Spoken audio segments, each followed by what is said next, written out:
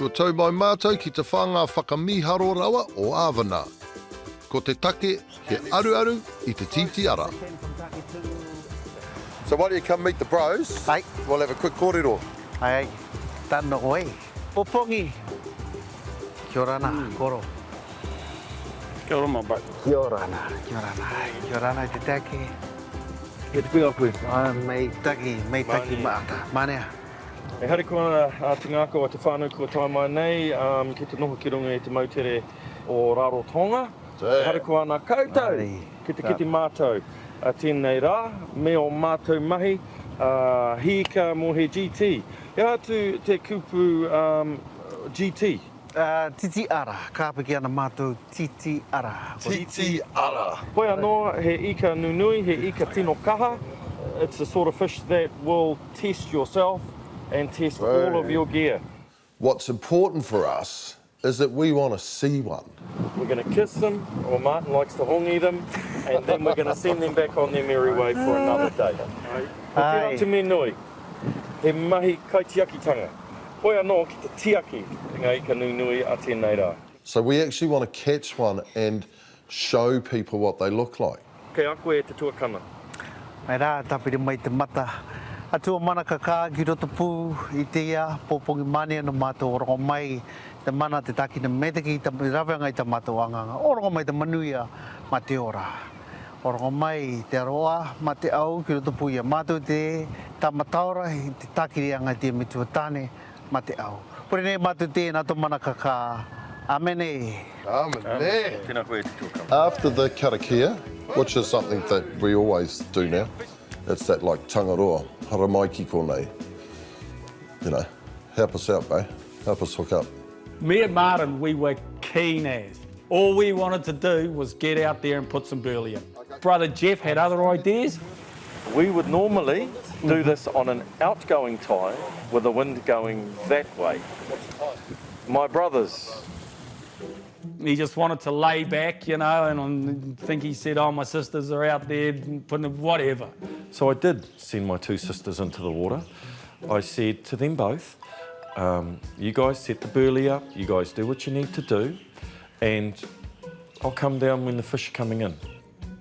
It's all about the timing, and that's what he was going to wait for. My kaupapa is to sit here and make them stand in the water until the tide swings and goes back out. The tuakana, Jeff, believes that because the tide was coming in, that the current would be going in the wrong direction. I'm going to wait until the burley's going that way and my bait goes that way, and I'm going to go down and I'm just going to cast a bait in when the fish are ready. Hey, E tano e, e tano e, e tano e. whānau, remember, you can't catch a fish if your rod ain't in the water, okay? I just sit and watch and learn. I brought poppers, stick baits and everything. The only way to do it here, after learning, is burley and bait. But just keep something in mind, what's really, really important. You can't just turn up here and fish like this. You have to talk to locals, you have to get their approval first, and more than likely, give the bro Jeff a call. That would be the key, so make sure that you get this cleared. So we're very lucky that we're able to do this. This is not what everybody can do.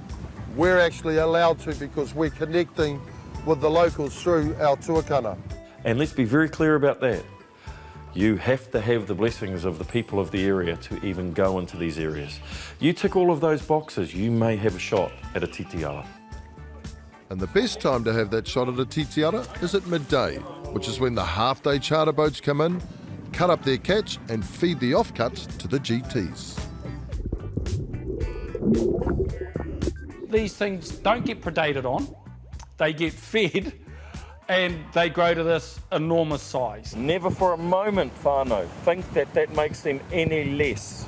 It actually makes them more. Very. They come in for a free kai, but they are still the most prodigious, most aggressive, That's the one.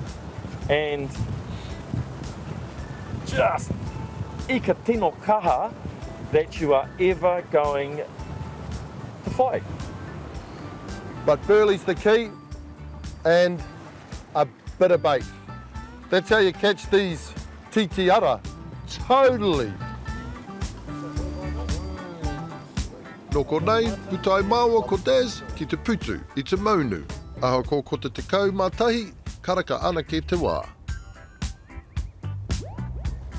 So we had gathered fish frames and skippies. We just filleted them out and we're using that as burley inside a sugar sack. That burley then in the water attracts the fish to the space. So hopefully my brothers are going to get the burley out in the right place and they're going to let me and my old bones and my buggered knees cruise down into that 25-degree water in about an hour and I'm going to hook the first one. Amen. Kia ora. Kia ora. So the Cook Islanders don't eat the giant trevally, which is why the locals don't go after them. But I believe that if word gets out among the fishing fraternity, then the local economy will get a boost in the form of putia. What the GTs are doing, and because they're coming out of their natural environment into this new space, is they're creating a draw card for tourists. So that's another form of kai mō te tepu. It's 11 o'clock. We are burling up. I expected that we're going to hook up at 11:30. Right, that's the time I thought we were going to hook up. But then I thought 12 o'clock charters come in. And that's when I said, this fish at 11:55, we're going to hook up at 12. Ia Jeff e pahu ana, ko ta maua ko Dazza he ata whakarite e ngā maunu me ngā aoho. Oily as. The conditions are absolutely perfect.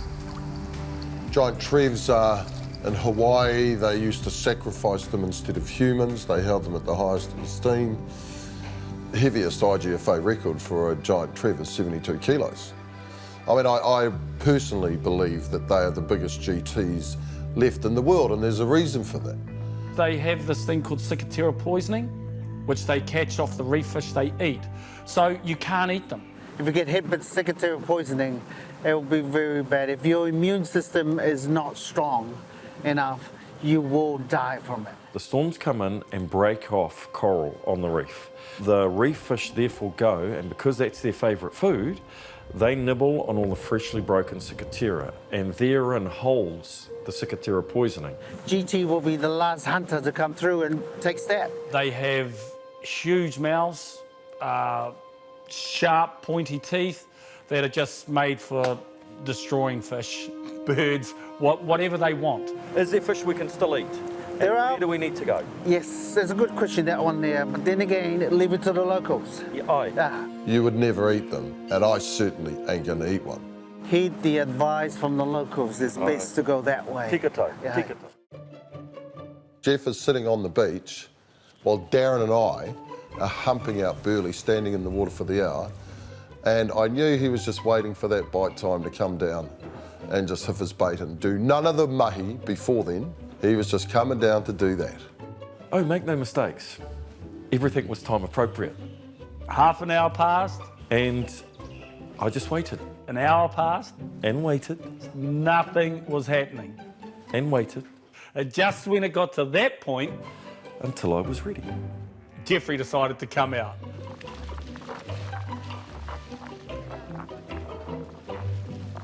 I was going to walk down there between my two brothers, drop my bait in and catch the fish from under their noses.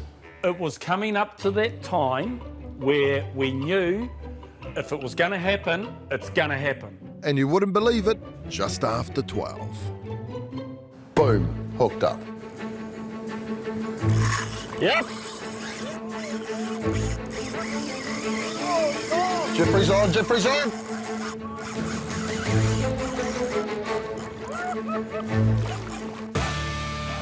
Whai aki nei, ka tai ai e Jeff, te ike nui nei. That's the one, my bro. Ka riro rānei māku, he whakaatu atu ki aia me pēhia. Lift that right up a bit, bro.